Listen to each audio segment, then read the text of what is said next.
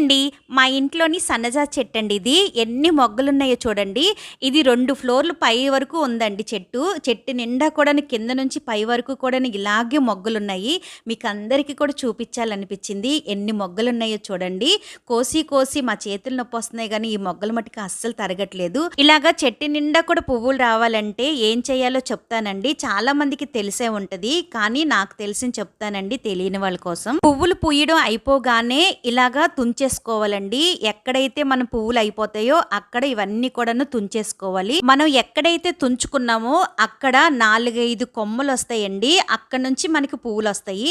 అలాగా చెట్టు కూడా బాగా గుబురుగా పెరుగుతది. మనకి మొగ్గలు కూడా ఎక్కువ వస్తాయండి. ఇక పూలన్నీ కోసరికి నైట్ అయిపోయిందండి. ఎన్ని పూలు వచ్చాయో చూడండి. బయట మనం డబ్బులిచ్చి ఎన్ని పూలు కొనుక్కున్నా సరే రాని ఆనందం ఇంట్లోనే చిన్న చిట్కాలతో ఇన్ని పూలు పూయించుకుంటే ఆ హ్యాపీనెస్ వేరండి.